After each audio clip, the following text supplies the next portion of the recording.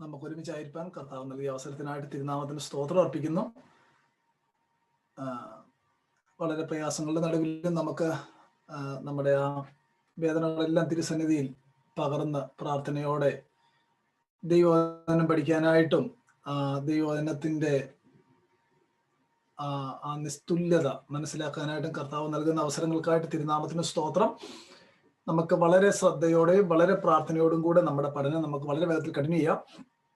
നമ്മൾ കഴിഞ്ഞ ആഴ്ചയിൽ പ്രധാനമായിട്ടും ചിന്തിച്ച ചില വിഷയങ്ങൾ ഞാൻ അല്പം റാൻഡം റീഡിംഗ് ആയിരുന്നു എന്ന് നിങ്ങൾക്ക് എല്ലാവർക്കും അറിയാം. കാരണം സിസ്റ്റമാറ്റിക് ആയിട്ട് പോകാനായിട്ടുള്ള സമയപരിധി നമ്മുടെ മുന്നിലുള്ളതുകൊണ്ടാണ്.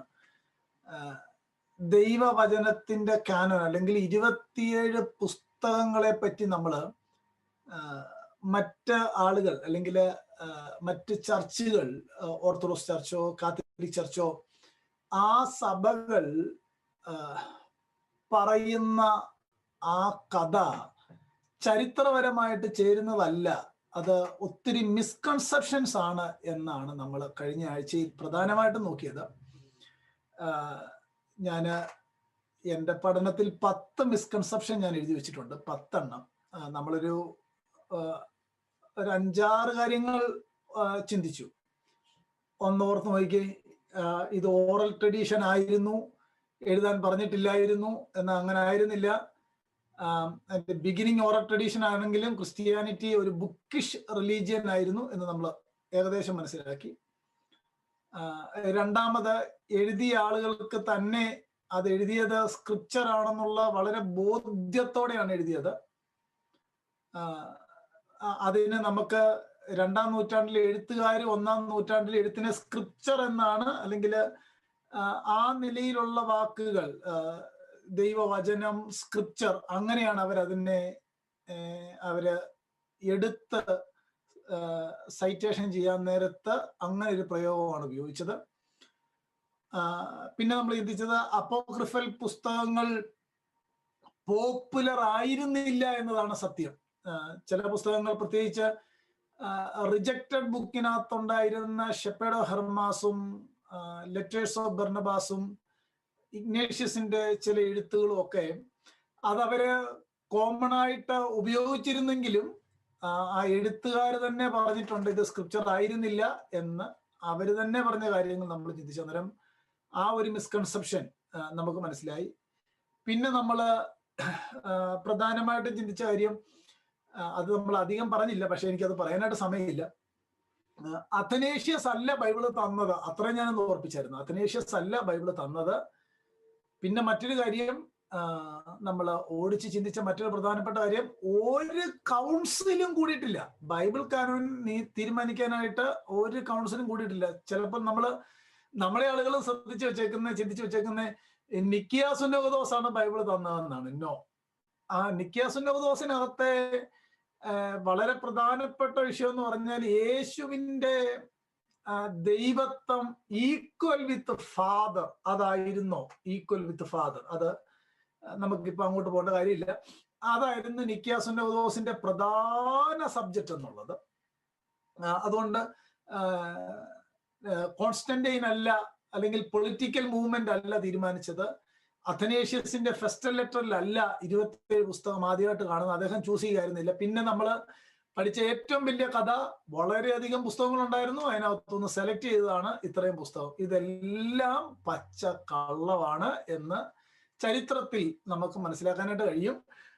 നാളെ കർത്താവ് അനുവദിക്കുകയാണെങ്കിൽ ഞാൻ 2-ാം നൂറ്റാണ്ടിലെ ദൈവസഭ എങ്ങനെയായിരുന്നു എന്ന് ഞാൻ പഠിപ്പിക്കാം. 2-ാം നൂറ്റാണ്ടിലെ ദൈവസഭയിൽ എന്തൊക്കെയായിരുന്നു, അതുമായിട്ട് ഏറ്റവും സാമ്യമുള്ള ചർച്ചകൾ ഏതാണ് എന്നൊക്കെ ഞാൻ നാളെ കർത്താവ് അനുവദിച്ചാൽ എനിക്ക് എൻ്റെ അതിന്റെ നോട്ട്സ് എല്ലാം ഉണ്ട്, പക്ഷെ നിങ്ങളെ പഠിപ്പിക്കാൻ മാത്രം ഞാനൊന്നും പ്രിപ്പയർ ചെയ്ത് വെച്ചിട്ടില്ല. അത് ഇന്ന് സമയം കിട്ടുകയാണെങ്കിൽ ഞാൻ നാളെ പറയാം. ആട്ടെ, ഒരു ഇൻട്രസ്റ്റ് അല്ലേ ഇതെന്ന് പറഞ്ഞാൽ, നമ്മൾ കൊണ്ടു നടക്കുന്ന പുസ്തകം 1-ാം നൂറ്റാണ്ടിൽ എഴുതുന്നു, 2-ാം നൂറ്റാണ്ടിലും 3-ാം നൂറ്റാണ്ടിലും അതിനകത്ത് എടുത്ത് ഉദ്ധരിച്ച കാര്യങ്ങളുടെ തെളിവ് ഞാൻ കഴിഞ്ഞ ക്ലാസ്സിൽ പറഞ്ഞ പോലെ ഇത്രയും വേദപുസ്തകത്തിന്റെ അത്രയും ഒതന്റിക് ആയിട്ടുള്ള ഹിസ്റ്റോറിക്കൽ എവിഡൻസ് ഉള്ള ഒരു പുസ്തകവും ലോക ചരിത്രത്തിലില്ല. 5700 മാനുസ്ക്രിപ്റ്റ് തന്നെ ബൈബിളിനുണ്ട്. അതിനെ നമുക്ക് കഴിഞ്ഞ ദിവസം ഞാൻ പറഞ്ഞ പോലെ P52 ഓർക്കുന്നില്ലല്ലോ? P52 ഇല്ലയോ? മറക്കരുത്, ഒരു കാരണവശാലും മറക്കരുത്. P52 തൊട്ടാണ് നമ്മുടെ ഇരിക്കുന്ന കാര്യങ്ങൾ മുഴുവൻ. ഓക്കെ, എന്നാൽ ഇതെല്ലാം മിസ്കൺസെപ്ഷൻ ആയിരുന്നു എന്ന് നമ്മൾ ചിന്തിച്ചു. ഇനി ഞാൻ ഒന്ന് രണ്ട് മിസ്കൺസെപ്ഷനോട് ഒന്ന് പറയാം. നമ്മള് ഒരു 10 കാര്യം നമ്മുടെ മനസ്സിലുണ്ടായിരിക്കണം. ഇത് മിസ്കൺസെപ്ഷൻ അല്ല, ഇത് ഒരു ഫാക്റ്റ് ആണ്. 10 കാര്യം. ഞാൻ അതിന്റെ ആ 10 കാര്യം പഠിപ്പിക്കാൻ സമയമില്ല. ആ 10 കാര്യം ഞാനത് പറഞ്ഞു കേൾപ്പിക്കാം. നമുക്കറിയാവുന്ന കാര്യമാണ്, നമ്മുടെ ഇരിക്കുന്ന 27 പുസ്തകങ്ങൾ, the new testament books are the earliest Christian writings we possess. 27 പുസ്തകങ്ങളാണ് ഏറ്റവും ഏർലിയസ്റ്റ് ആയിട്ടുള്ളത് നമ്മുടെ കയ്യിലുള്ളത്. രണ്ടാമത്തെ കാര്യം, apocryphal writings are all written in the 2nd century or later. എല്ലാ പുസ്തകങ്ങളും അവിടെ ഒരു കാര്യം കൂടെ ഉണ്ട്. ഈ ക്ലെമന്റ് ഓഫ് റോം ഓർക്കുന്നല്ലോ അല്ലേ? ക്ലെമന്റ് ഓഫ് റോം, നമ്മൾ അവരെയൊക്കെ സ്നേഹിക്കുകയും ബഹുമാനിക്കുകയും ഒക്കെ ചെയ്യുന്നവരാണ്. കാര്യം അവർ കർത്താവിന് വേണ്ടി ജീവൻ കളഞ്ഞവരാണ്. ഈ പ്രശ്നം എന്ന് പറഞ്ഞു കഴിഞ്ഞാൽ ഇപ്പൊ ഇവരെല്ലാം ഈ റോമിന്റെ വെസ്റ്റേൺ പാർട്ടിലുണ്ടായിരുന്ന ദൈവദാസന്മാരെ എല്ലാം കത്തോലിക്കരും എടുത്തു, ഈസ്റ്റേൺ പാർട്ടിലുള്ള പിതാക്കന്മാരെ എല്ലാം ഓർത്തഡോക്സുകാരും എടുത്തു. ഇത്രേ സംഭവിച്ചുള്ളൂ. പക്ഷെ ഇങ്ങനൊന്നും ഇല്ല, സംഭവത്തിൽ ഇങ്ങനൊന്നും ഇല്ല.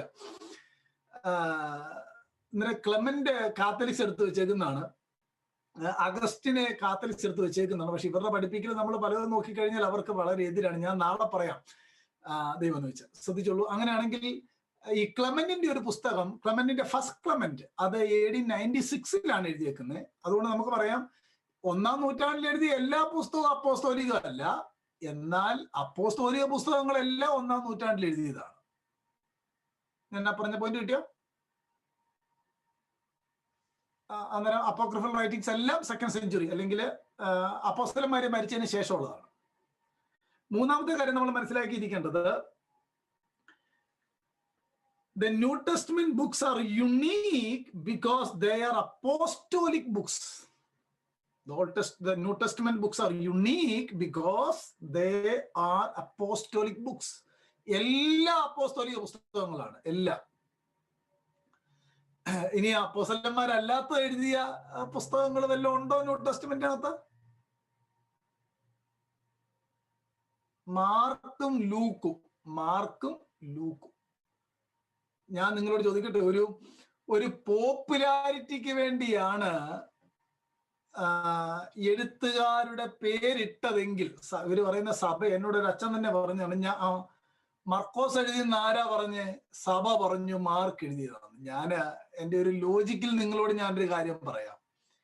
ഒരു നല്ല റെസ്യൂമിയാണ് ഒരു നല്ല റെസ്യൂമി ഉള്ള ആളുടെ പേരാണ് ഇടേണ്ടതെങ്കിൽ എന്തിനാ മാർക്കിന്റെ പേരിട്ട് പീറ്റർ എന്നിട്ടാ പോരായിരുന്നു? ഞാൻ പറഞ്ഞ കാര്യം കിട്ടിയോ? എന്തിനാ ലൂക്കിന്റെ പേരിട്ട്? ലൂക്കിനേക്കാൾ എത്ര അക്സെപ്റ്റബിൾ ആയിരുന്നു പോള്. അങ്ങനെയെങ്കിൽ മാർക്കെന്നും ലൂക്കെന്നും ഇട്ടത് തന്നെ സത്യസന്ധതയുടെ തെളിവാണ്. അല്ല ആർബിറ്റർലി പേര് ചൂസ് ചെയ്തതല്ല. പിടികിട്ടിയോ? അടുത്തത് നമ്മൾ മനസ്സിലാക്കിയിരിക്കേണ്ട കാര്യം, ന്യൂ ടെസ്റ്റ്മെന്റ് റൈറ്റേഴ്സ് തന്നെ ന്യൂ ടെസ്റ്റ്മെന്റ് റൈറ്റിംഗ്സിനെ സ്ക്രിപ്ചർ എന്നാണ് വിളിച്ചത്. നമ്മൾ 2 വാക്യം ഓർത്തല്ല, 1 തിമോത്തി 5:18 ആൻഡ് 2 Peter 3. ഈ 2 ഭാഗത്തും some New Testament writers called other New Testament writers are scripture. മറ്റൊരു പ്രധാനപ്പെട്ട കാര്യം, 4 Gospels, 4 സുവിശേഷമേ നമുക്കുള്ളൂ എന്നാണ് 2-ാം നൂറ്റാണ്ടിലെ അപ്പോസ്തോലിക പിതാക്കന്മാരുടെ ടെസ്റ്റിമോണി. അല്ലെങ്കിൽ അതിനെ ഇങ്ങനെ പറയാം, the 4 Gospels are well established by the end of 2nd century. Well established by the end of the 2nd century. ഇതെല്ലാം മനസ്സിലുണ്ടല്ലോ അല്ലെ? ഇതൊക്കെയാ സ്ക്രിപ്ചർ. ഇങ്ങനെയാണ് അതിന്റെ ആ സ്റ്റഡി പോകേണ്ടത്. അടുത്തൊരു പ്രധാനപ്പെട്ട കാര്യം, മൊറട്ടോറിയൻ ഫ്രാഗ്മെന്റിൽ എത്ര പുസ്തകം ഉണ്ടായിരുന്നെന്നാ ഞാൻ കഴിഞ്ഞ ആഴ്ച പറഞ്ഞേ? മൊറട്ടോറിയൻ ഫ്രാഗ്മെന്റിൽ 22 മറക്കരുത് കേട്ടോ. 22 ഇങ്ങനെ നമുക്ക് പറയാം. The end of the 2nd century, the Muratorian fragment lists 22 of our 27 New Testament books. Out of 27 New Testament book. 22. Clement of അലക്സാണ്ട്രിയയുടെ കാര്യം വായിക്കുമ്പോൾ 24 പുസ്തകമാണ് കേട്ടോ. 24 പുസ്തകം. ഒറിഗന്റെ കാലം ആയപ്പോഴത്തേക്ക് 27 പുസ്തകവും യൂണിവേഴ്സൽ ആയിട്ട് സഭ റിസീവ് ചെയ്തു. ഡിസൈഡ് ചെയ്തല്ല കേട്ടോ, വേർഡ് തെറ്റിപ്പോകരുത്. ഡിസൈഡ് ചെയ്യല്ല, റെക്കഗ്നൈസ് ചെയ്തു, റിസീവ് ചെയ്തു, സ്വീകരിച്ചു. അത് അപ്പോസ്തോലികമാണെന്ന് മനസ്സിലാക്കി. ആ പദങ്ങളാണ്. ഇപ്പം ഞങ്ങള് അതിനെ ഡിസൈഡ് ചെയ്തെന്ന് പറഞ്ഞു കഴിഞ്ഞാൽ some external authority above the scripture എന്ന് വരും. നോ, ആ വാക്കുകൾ, ഈ പദങ്ങൾക്ക് വളരെ പ്രാധാന്യമുണ്ട്. ആനപ്പുറത്ത് കയറി എന്ന് പറഞ്ഞാലും ആന പുറത്ത് കയറി എന്ന് പറഞ്ഞാലും രണ്ടല്ലേ, ഒന്നാണോ? ഭയങ്കര അർത്ഥ വ്യത്യാസമാണ്. വളരെ ശ്രദ്ധിക്കണം പദങ്ങൾ. അടുത്തൊരു പ്രധാനപ്പെട്ട കാര്യം, ഈ ഏർലി 2nd സെഞ്ചുറിയിലെ പിതാക്കന്മാർ അവര് കാനോനിക്കൽ അല്ലാത്ത പുസ്തകങ്ങളിൽ നിന്ന് എടുത്ത് ഉദ്ധരിച്ചിട്ടുണ്ട് അവരുടെ കാര്യങ്ങൾ സമർത്ഥിക്കാനായിട്ട്. അത് നമുക്ക് പറയുന്നതിന് ഒരു കുഴപ്പമില്ല. ഇപ്പം നമ്മളൊരു കാര്യം പ്രസന്റ് ചെയ്യാൻ നേരത്ത് C.S. ലൂയിസിന്റെ ഒരു കോട്ട് എടുക്കുന്ന എന്നാണ് കുഴപ്പം? ഒരു പ്രശ്നമില്ല. അതുപോലെ അവർ കോട്ട് ചെയ്തിട്ടുണ്ട്, പല കാര്യങ്ങളും സമർത്ഥിക്കാനായിട്ട് കോട്ട് ചെയ്തിട്ടുണ്ട്. Early Christians often used non-canonical writings. പക്ഷെ അന്നേരം ഓർത്തോണം, 16 പ്രാവശ്യം അപ്പോക്രിഫൽ പുസ്തകത്തിൽ നിന്ന് എടുത്തപ്പം 757 പ്രാവശ്യം ഗോസ്പൽ ഓഫ് മാത്യു നിന്ന് എടുത്തിട്ടുണ്ട്. വ്യത്യാസം പിടികിട്ടിയോ? അവിടെ നിന്ന് തന്നെ ഓർത്തോണം, വളരെ ഉയർന്ന നിലയിലാണ് കാനോനിക്കൽ ബുക്സിനെ അവർ കണ്ടിരുന്നത്. പിന്നെ നാം മനസ്സിലാക്കേണ്ടത്, നൈസിയൻ കൗൺസിലോ ചർച്ച് കൗൺസിലോ ഒന്നും അല്ല ബൈബിളിൽ തന്നത്. അത് ഓർത്തോണം. അടുത്ത നമ്മൾ മനസ്സിലാക്കിയിരിക്കേണ്ട കാര്യം. പിന്നെ അടുത്തൊരു പ്രധാനപ്പെട്ട ഫാക്ട്, ചില പുസ്തകങ്ങളെ സംബന്ധിച്ച് ഡിസ്എഗ്രിമെന്റ് ഉണ്ടായിരുന്നു. അതൊരു ഫാക്റ്റാണ്. 2 Peter, 2 and 3 John, James, Jude, പ്രധാനമായിട്ട് ഈ 5 പുസ്തകങ്ങളെ സംബന്ധിച്ചാണ്. ബുക്ക് ഓഫ് റെവലേഷനെ സംബന്ധിച്ച് ഗായോസ് മാത്രമാണ് ഒരു പ്രധാന കാര്യം പറയുന്നത്. ഗായോസ്, വേറെ ആരും ആ പുസ്തകത്തെ സംബന്ധിച്ച് അങ്ങനെ പറയുന്നില്ല. 4th സെഞ്ചുറിയിൽ ചില ആളുകൾ അതിന്റെ ഓതർഷിപ്പിനെയോ അതിന്റെ ഫിഗറേറ്റീവ് ലാംഗ്വേജിനെയോ ഒക്കെ പറയുന്ന ആൾക്കാരുണ്ട്. ലീവ് ഇറ്റ്, അത് നമ്മുടെ വിഷയമുള്ള കാര്യമല്ല. ഇത്തരം കാര്യം മനസ്സിലുണ്ടല്ലോ. ഇനിയും അടുത്ത ഒരു പ്രധാനപ്പെട്ട ഫാക്ട്, അതാണ് ഞാനിപ്പോ നിങ്ങൾക്ക് പറഞ്ഞു തുടങ്ങാനായിട്ട് പോകുന്നത്. Early Christians believed that canonical books were self authenticating. ഇത് ഞാൻ ആദ്യത്തെ ക്ലാസ്സിൽ പറഞ്ഞായിരുന്നു. സ്ക്രിപ്ചറിൽ തന്നെ ഞാൻ ഒന്നുകൂടെ പറയാം. Early Christians believe that canonical books are self authenticating. Early ക്രിസ്ത്യാനികൾ 27 പുസ്തകങ്ങൾ അതിൽ തന്നെ ആധികാരികമാണെന്ന് വിശ്വസിച്ചിരുന്നു. Self authenticating. ചില വാക്കുകൾ ഒരിക്കലും മറന്നു പോകരുത്. അതിനകത്തൊരു വാക്കാണ് സെൽഫ് ഒതന്റിക്കേറ്റിംഗ്, അപ്പോസ്തോലിക് മാർക്ക്. അതൊക്കെ നമ്മുടെ മനസ്സിൽ എപ്പോഴും ഉണ്ടായിരിക്കണം.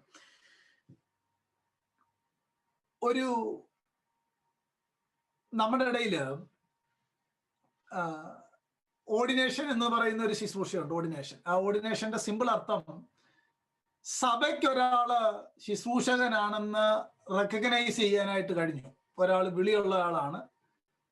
ആ വ്യക്തിയെ സഭ ദൈവവചനം പഠിക്കാനായിട്ട് അയക്കുന്നു, അല്ലെങ്കിൽ സഭ ഇനിഷ്യേറ്റീവ് എടുക്കുന്നു, അല്ലെങ്കിൽ ആ ഉത്തരവാദിത്തപ്പെട്ട ഇനിഷ്യേറ്റീവ് എടുക്കുന്നു. അദ്ദേഹം ശുശ്രൂഷകനായിട്ട് അദ്ദേഹത്തെ കൈവച്ച് പ്രാർത്ഥിച്ച് വേർതിരിക്കുന്നു. ദിസ് ഈസ് നമ്മുടെ ഓർഡിനേഷൻ. അതല്ലേ നമ്മുടെ ഓർഡിനേഷൻ? അതെ, അങ്ങനെയാണ് ഓർഡിനേഷൻ ചെയ്യേണ്ടത്. അതാണ് ബിബ്ലിക്കൽ എവിഡൻസ്. എന്നാൽ നിങ്ങൾ കേട്ടേക്കുന്ന ഒരു സെന്റൻസ്, അല്ലെങ്കിൽ നമ്മളെല്ലാവരും കേട്ടേക്കുന്ന ഒരു സെന്റൻസ് ഉണ്ട്. അപ്പോസ്തോലിക സഭകൾ എന്ന് വെറുതെ പറയുന്ന സഭകൾ. കാരണം ഈ 27 പുസ്തകത്തിലുള്ള എന്തേലും കാര്യം അവരുടെ കയ്യിലുണ്ടോ? എന്തേലും ഒരു കാര്യം? ഒരെണ്ണം പോലും ഞാൻ കണ്ടിട്ടില്ല. ഒരെണ്ണം പോലും ഞാൻ കണ്ടിട്ടില്ല. അവിടെ നിൽക്കട്ടെ. ഇവര് പറയുന്നത് പത്രോസിന്റെ കൈവെപ്പിന്റെ മുറിയാത്ത ചങ്ങല, ആ വാക്കാണ്, മുറിയാത്ത കണ്ണി ഞങ്ങളുടെ പള്ളിയിലെ അച്ഛന്റെ തലമേ വരെ ഉണ്ട്. ഇത് പറഞ്ഞൊപ്പിക്കുന്നത് പത്രോസിനുള്ള അതേ അധികാരം ഞങ്ങളുടെ പോപ്പിനും പോപ്പിന്റെ കീഴിലുള്ളവർക്കും ഉണ്ടെന്ന് പറയിക്കാനായിട്ടാണ് ഈ കാര്യം പറയുന്നത്. എന്തിനാ പറയിക്കുന്നത്? പാപങ്ങളായ വിശ്വാസികളെ അവരുടെ ചങ്ങലയിൽ കൊളുത്തിയിടാൻ ഈ ഒരു മാർഗമേ ഉള്ളൂ. വിശ്വാസികൾ നിഷ്കളങ്കരാണ്, പാവങ്ങളാണ്. കത്തോലിക്കിലെ അച്ഛന്മാരെയൊക്കെ അവർ വിളിക്കുന്നുണ്ടല്ലേ, പിതാവേന്നേ വിളിക്കുള്ളൂ, പിതാവേന്നേ അവർ വിളിക്കത്തുള്ളൂ. നല്ലതാണ്, നല്ലതാണ്. പക്ഷെ അതവര് ഡോമിനേറ്റ് ചെയ്ത് ഈ പാവങ്ങളെ കളിപ്പിക്കുകയാണ്, നിഷ്കളങ്കരായ വിശ്വാസികളെ കളിപ്പിക്കുകയാണ്. നമുക്കിനിയും അങ്ങനെയാണെങ്കിൽ വളരെ വളരെ ശ്രദ്ധിക്കേണ്ട ഒരു പ്രധാനപ്പെട്ട കാര്യം, 2-ാം നൂറ്റാണ്ടിലെ സഭ, 1-ാം നൂറ്റാണ്ടിലെ സഭ എങ്ങനെയായിരുന്നു, സ്ക്രിപ്ചറിനെ എങ്ങനെയാണ് കണ്ടതെന്നുള്ളത് വി ഹാവ് റിട്ടൺ ഡോക്യുമെന്റ് നമ്മുടെ കയ്യിലുണ്ട്. 2-ാം നൂറ്റാണ്ടിലെ സഭ അല്ലെങ്കിൽ ആ സഭയിലെ ബിഷപ്പുമാര്, ബിഷപ്പ് എന്ന് പറഞ്ഞാൽ പാസ്റ്റർ എന്നാണ് കേട്ടോ, ബിഷപ്പുമാര് സ്ക്രിപ്ചറിനെ സെൽഫ് ഒതന്റിക്കേറ്റഡ് സ്ക്രിപ്ചർ ആയിട്ടാണോ കണ്ടത്? അതാണ് നമ്മൾ ചിന്തിക്കാനായിട്ട് പോകുന്നത്. സെൽഫ് ഒതന്റിക്കേറ്റഡ് സ്ക്രിപ്ചർ ആയിട്ടാണോ കണ്ടത്? അതിന് മറ്റൊരു പ്രധാനപ്പെട്ട കാര്യം നമ്മൾ മനസ്സിലാക്കേണ്ടത്, പള്ളി ഓർത്തഡോക്സ് സഭകളുടെ, കത്തോലിക്ക സഭകളുടെ പഠിപ്പിക്കലനുസരിച്ച് പത്രോസിന്റെ കൈവപ്പ്, അതൊക്കെ ഈ കൈവപ്പൊക്കെ പറയാനായിട്ട് പോയി ഞാൻ വിഷയം മാറിപ്പോകും, അതുകൊണ്ടാണ് എനിക്ക് അങ്ങോട്ട് പോകാനായിട്ട് പറ്റത്തില്ല. കൈവപ്പ് എന്ന് പറഞ്ഞാല് 12 പേരെ പത്രോസിന് കൈവെക്കാം, 12 പേരെ കൈവെക്കാം. ഈ 12 പേർക്കും 12 വീതം ശിഷ്യന്മാരാകാം. കഥ പോകുന്ന കണ്ടോ? ഇതൊക്കെ എങ്ങനെ വിശ്വസിക്കുന്നെന്നുള്ളതാണ് എനിക്ക് അറിയാൻ പാടില്ലാത്ത. ഈ എല്ലാവരും എൻ്റെ കൂടെ ഉണ്ടോ? ഉണ്ടല്ലോ. ജീസസിന് 12 ഡിസൈപ്പിൾസ് ഉണ്ടായിരുന്നു. ഈ 12 പേർക്കും 12 വീതം ഡിസൈപ്പിൾസിന് എടുക്കാം, 12 പേർക്ക് കൈവെപ്പും കൊടുക്കാം. അങ്ങനെ ഈ കൈവെപ്പ് ഇങ്ങനെ ഇടമുറിയാതെ പോകുന്നു. എബ്രായ ലേഖനം 6-ാം അധ്യായത്തിനകത്ത് കൈവെപ്പ് എന്നൊരു വാക്യം കൊടുക്കുക. അത് ഏത് കൈവെപ്പാന്ന് അവിടെ നിന്നുകൊണ്ട് ആർക്കും തെളിയിക്കാൻ പറ്റിയാലെന്ന് വേദപുസ്തകത്തിന്റെ എക്സ്പോസിറ്ററി സ്റ്റഡി നടത്തുന്ന എല്ലാ പാസ്റ്റേഴ്സിനോടും ചോദിച്ചേക്കണം. നല്ലപോലെ വേദപുസ്തകം പഠിക്കുന്നവര് നിർജീവ പ്രവൃത്തികളെ സംബന്ധിച്ചുള്ള മാനസാന്തരം, സ്നാനങ്ങളെ കുറിച്ചുള്ള അറിവ്, നിത്യശിക്ഷാവധി, ഈ കാര്യങ്ങൾ something talking about the Old Testament എന്നാണ് കൂടുതൽ ആളുകൾ വ്യാഖ്യാനിക്കുന്നത്. അത് ഓൾഡ് ടെസ്റ്റ്മെന്റ് പറഞ്ഞിട്ട് ന്യൂ ടെസ്റ്റ്മെന്റ് വ്യാഖ്യാനത്തിലേക്ക് വരുന്നുവെന്നാണ് ഓൾമോസ്റ്റ് ഓൾ ദ റിഫോംഡ് തിയോളജിയൻസിന്റെ ഇന്റർപ്രിട്ടേഷൻ. അങ്ങനെയാണ്. ഞാനിപ്പോ തൽക്കാലം അങ്ങോട്ട് പോകുന്നില്ല. അത് ആവശ്യമാണെങ്കിൽ നമുക്ക് അതിന് ന്യൂ ടെസ്റ്റ്മെന്റ് നമ്മളെ സംബന്ധിച്ചിടത്തോളം കുഴപ്പമുള്ള കാര്യം അല്ല. ശ്രദ്ധിച്ചോളൂ. ഇവര് പറഞ്ഞു വരുന്ന കഥ ഇതാണ്.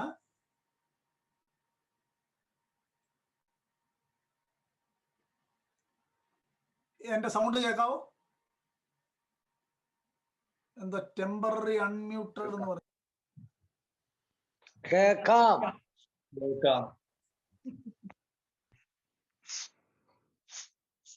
ഇപ്പം മ്യൂട്ടാ, ഇപ്പം സാമ്പാസ്റ്റ് മ്യൂട്ടാ. കേൾക്കാമോ? ഓക്കെ. എന്നെ ഫോളോ ചെയ്യാൻ പറ്റുന്നുണ്ടല്ലോ, കുഴപ്പമില്ല. ശ്രദ്ധിച്ചോളൂ. ഇവര് പറഞ്ഞു വരുന്ന കണക്കനുസരിച്ച് പീറ്റർ പറഞ്ഞ അതേ അതോറിറ്റി അടുത്ത കൈവപ്പുള്ളവർക്കും ഉണ്ട്. മറ്റൊരു നിലയിൽ പറഞ്ഞാൽ, അതുകൊണ്ടാണ് അവർ പറയുന്നത് അപ്പോസ്തലന്മാര് എഴുതി തന്ന പ്രമാണം പോലെ ഞങ്ങളുടെ പോപ്പ് പറയുന്നത് ആധികാരികമാണ് എന്ന് പറഞ്ഞാൽ ഈക്വൽ വിത്ത് സ്ക്രിപ്ചർ. ഈക്വൽ എന്ന് മാത്രമല്ല, പറഞ്ഞു വരുമ്പോ ഈക്വാളിറ്റി ആണെങ്കിലും കാര്യം നോക്കിയാൽ സ്ക്രിപ്ചർ അതിന്റെ അടിയിലേ വരുന്നുള്ളൂ. അതാണ് ഒരു സത്യം. കാരണം ഞങ്ങളാണ് തീരുമാനിക്കുന്നത് എങ്ങനെ വ്യാഖ്യാനിക്കണം, എങ്ങനെ ചെയ്യണം.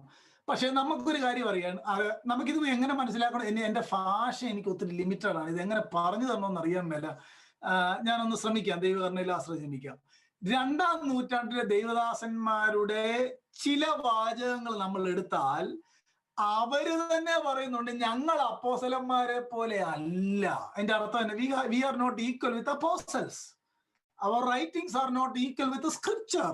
our authority is not equal with apostles. We have a direct testimony from the church fathers and apostolic fathers. ഇപ്പം ഞാനല്ല എന്ന് പറഞ്ഞിട്ട് ഞാനാണെന്ന് മറ്റൊരാൾ പറയുന്നതിനകത്ത് ഇപ്പൊ ഞാൻ തന്നെ പറയാം ഞാനല്ല, എനിക്കതില്ല. വേറൊരുത്തം പറയും അത് ഉണ്ടെന്ന് പറഞ്ഞാൽ ഏതാണ് വിശ്വസനീയം? ഞാൻ പറയുന്നതാണ് വിശ്വസനീയം. കോർട്ടിൽ പോയാൽ ഏതാണ് വിശ്വസനീയം? ഞാൻ പറയുന്നതാണ് വിശ്വസനീയം. അങ്ങനെയാണെങ്കിൽ നമുക്ക് അപ്പോസ്തലന്മാരുടെ എഴുത്ത് പോലെ തന്നെയായിരുന്നോ, അല്ലെങ്കിൽ അപ്പോസ്തലന്മാരെ പോലെ തന്നെയായിരുന്നു 2-ാം നൂറ്റാണ്ടിലെ സഭാപിതാക്കന്മാര്? അപ്പോസ്തലന്മാരുടെ എഴുത്ത് പോലെ തന്നെയായിരുന്നോ 2-ാം നൂറ്റാണ്ടിലെ സഭാപിതാക്കന്മാരുടെ എഴുത്തുകൾ എന്ന് ഞാനൊരു വളരെ പെട്ടെന്നൊരു 3-4 കാര്യം എന്ന് പറയാം. അത് വളരെ ശ്രദ്ധയോടെ കേൾക്കണം, വളരെ ശ്രദ്ധിച്ച് കേൾക്കേണ്ട കാര്യമാണ്.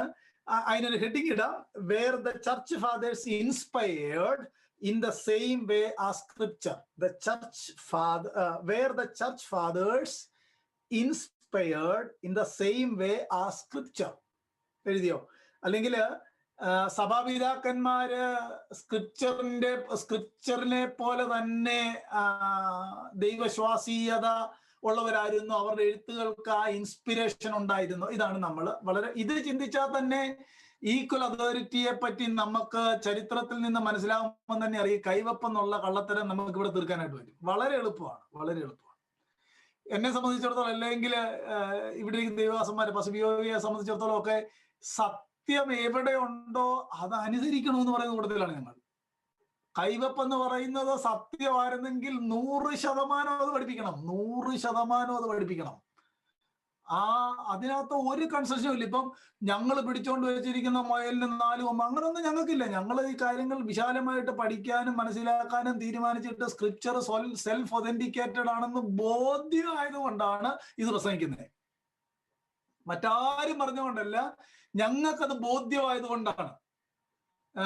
ഇല്ലാത്ത നുണയെല്ലാം കൂടെ പറഞ്ഞ് എന്തിനാണ് ഈ ഭൂമി ജീവിക്കുന്നത്? അതിന്റെ ആവശ്യമില്ലല്ലോ. നമുക്ക് നോക്കാം ഈ ഈ ചർച്ച് ഫാദേഴ്സിന്റെ റൈറ്റിങ്സ് എത്രമാത്രം അതോറിറ്റേറ്റീവ് ആയിരുന്നു എന്ന് നമുക്ക് നോക്കാം.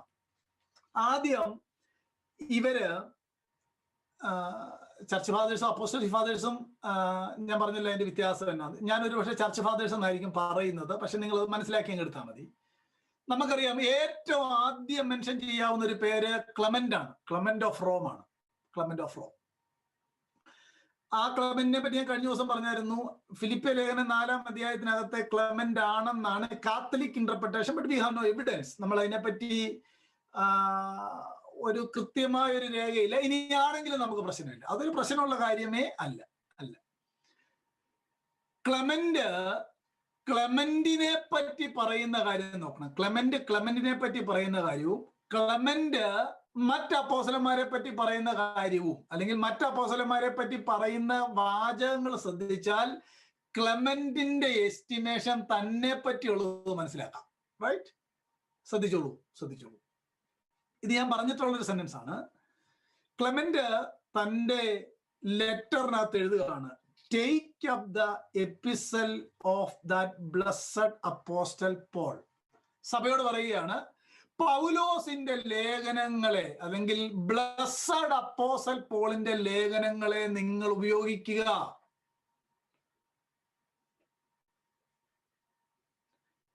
എന്തുകൊണ്ട് ഉപയോഗിക്കണം? എന്തുകൊണ്ട് അപ്പോസ്റ്റൽസിന്റെ ലേഖനങ്ങൾ ഉപയോഗിക്കണം എന്ന് പറഞ്ഞതിന് അദ്ദേഹം പറഞ്ഞിരിക്കുന്ന അടുത്ത സെന്റൻസ് ഇതാണ്: The apostles received the gospel for us from the Lord Jesus Christ.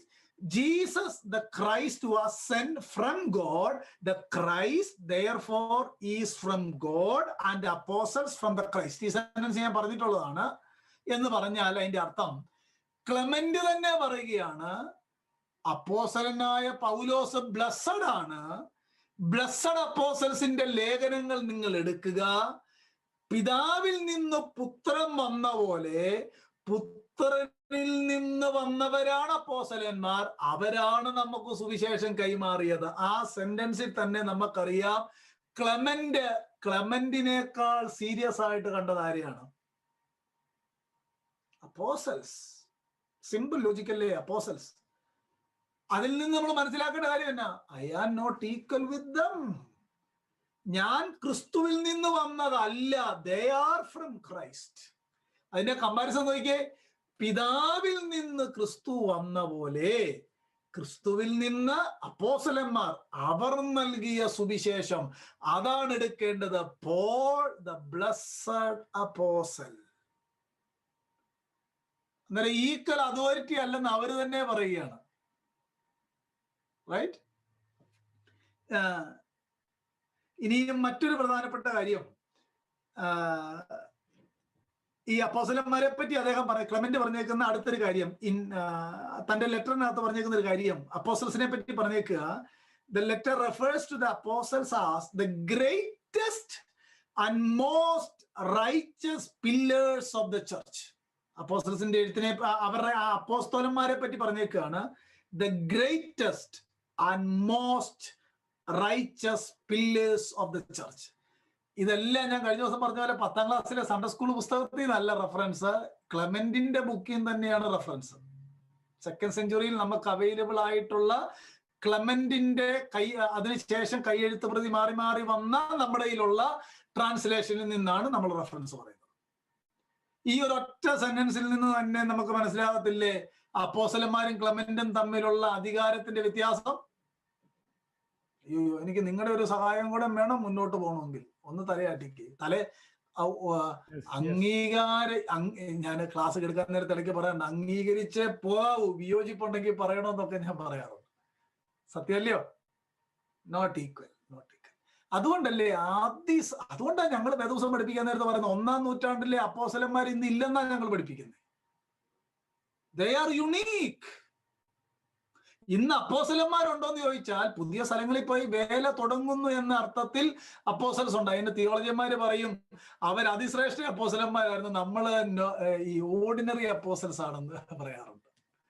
മനസ്സിരുന്നോട്ടെ, ordinary അപ്പോസ്തലൻസ് കേട്ടോ, അവിടെ പോയി വേല തുടങ്ങുന്നു. അന്നേരം ക്ലെമന്റിന്റെ കാര്യം നമുക്ക് മനസ്സിലായി. ഇവരൊക്കെയാണ് very famous figures in the beginning of 2nd century. Second, Ignatius തന്നെ പറയുകയാണ് I am not equal with apostles. അതായത് പത്രോസിന്റെ കൈവപ്പ് നേരിട്ടുണ്ടെന്നാണ് പറയുന്നത്. പത്രോസിന്റെ കൈവപ്പ് നേരിട്ടുണ്ടെങ്കിൽ പത്രോസിന് ഇഗ്നേഷ്യസിന് ഒരേ അധികാരം വേണം, ഒരേ അധികാരം. ഇഗ്നേഷ്യസ് പറഞ്ഞ കാര്യങ്ങൾ ഞാൻ വായിച്ചേൽപ്പിക്കാം. ഇത് ഈ സെന്റൻസിൽ ഞാൻ കഴിഞ്ഞ ആഴ്ച പറഞ്ഞിരുന്നു, പക്ഷെ ഈ കോണ്ടെക്സ്റ്റ് ഇത് പറഞ്ഞിട്ടില്ല. അതുകൊണ്ടാണ് ഈ കാര്യം ഓർത്തിരിക്കേണ്ടത്. ഇഗ്നേഷ്യസ് പറയുകയാണ് the Lord did nothing apart from the Father, neither on his own nor through the apostles. എന്ന് പറഞ്ഞാൽ അതിനെ മൊത്തമായിട്ട് എടുക്കണ്ട, അപ്പോസ്തലന്മാരിലൂടെ അല്ലാതെ കർത്താവ് ഒരു കാര്യവും ചെയ്തിട്ടില്ല എന്നാണ് താൻ പറഞ്ഞേക്കുന്നത്. എന്നിട്ട്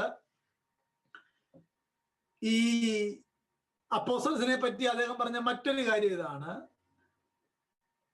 തന്റെ അതോറിറ്റിയും, അല്ലെങ്കിൽ ഞാൻ അതിനൊന്ന് വായിച്ച് കേൾപ്പിച്ചിട്ട് പറയാം.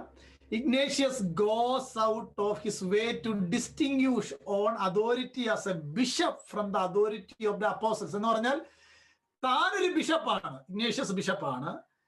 തന്റെ അധികാരത്തെയും അപ്പോസ്തലന്മാരുടെ അധികാരത്തെയും തമ്മിൽ അദ്ദേഹം ഡിസ്റ്റിങ്വിഷ് ചെയ്തു. എന്നിട്ട് അദ്ദേഹം പറഞ്ഞേക്കുന്ന ഒരു സെന്റൻസ് ആണ്, നമ്മളിത് കഴിഞ്ഞ ആഴ്ച ഞാൻ പറഞ്ഞതാണ്, I am not commanding you as Peter and Paul did. എന്താണ് അർത്ഥം? സെയിം അതോറിറ്റി അല്ലെന്നാണ് അർത്ഥം. ഐ ആം നോട്ട് എൻജോയിനിങ് എന്നുള്ള വാക്ക് ENJOINING, enjoining or commanding you as Peter and Paul did. They were apostles, I am condemned.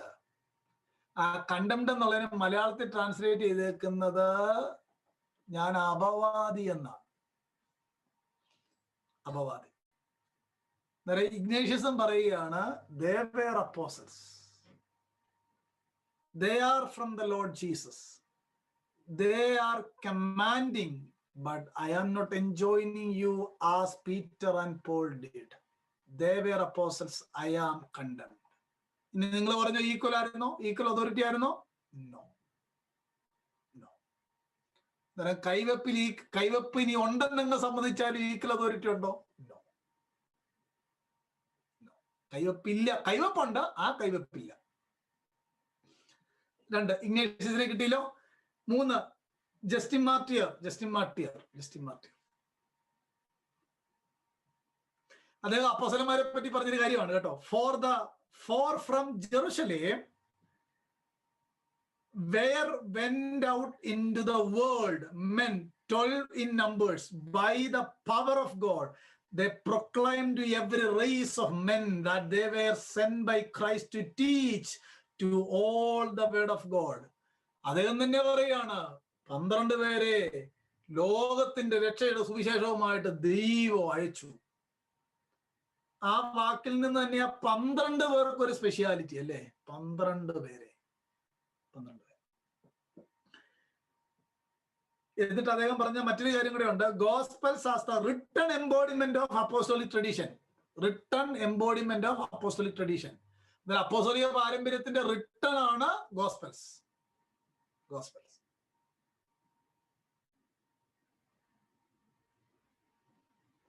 എന്നിട്ട് അദ്ദേഹം പറഞ്ഞൊരു കാര്യം കൂടെ ഉണ്ട്. For the apostles in the memories composed by them which are called gospels have thus delivered unto us what was enjoined upon them. നമുക്ക് പറഞ്ഞു തന്നത് അവരുടെ മേൽ ഭരമേൽപ്പിച്ച കൽപ്പനകളാണെന്നാണ് പറഞ്ഞത്.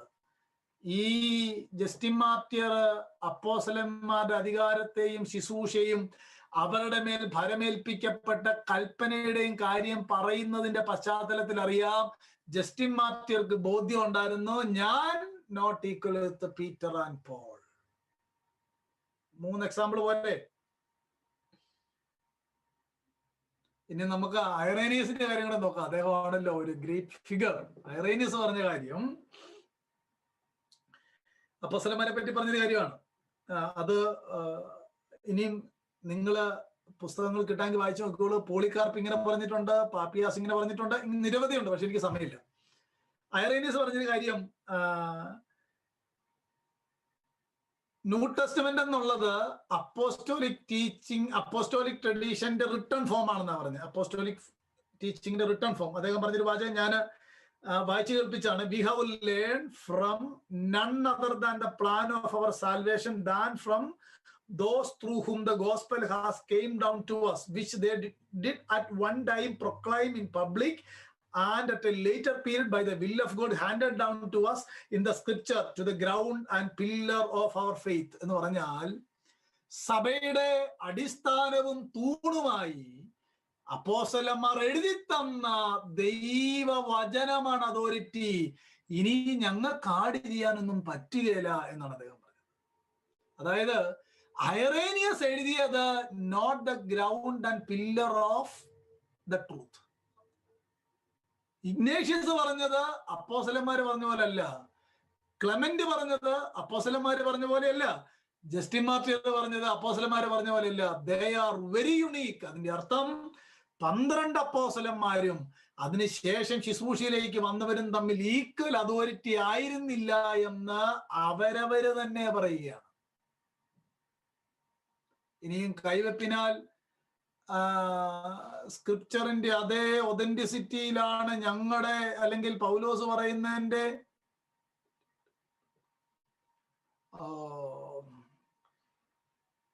ഞാൻ ഈ കോട്ട് പറഞ്ഞു തരണമെന്ന് ആഗ്രഹമുണ്ട്, പക്ഷെ അത്രേ സമയം പോവില്ലേ, അതാ കുഴപ്പം. നമുക്ക് എനിക്ക് നാളെ കൂടെ സമയമുള്ളൂ. അതുകൊണ്ട് ഇത് റെക്കോർഡിംഗ് ഉണ്ടല്ലോ, ദയവായിട്ട് നിങ്ങൾ എഴുതിയെടുത്താൽ മതി പ്ലീസ്. എനിക്ക് സമയം എന്ന് പറഞ്ഞാൽ ഈ ക്ലാസ് മുന്നോട്ട് പോയി കഴിഞ്ഞാൽ നിങ്ങളും മടുക്കും. ഇത് പഠിക്കുമ്പോൾ തന്നെ ഞാൻ മടുത്തിട്ടുണ്ട്, പിന്നെ നിങ്ങളുടെ കാര്യം പറയണം.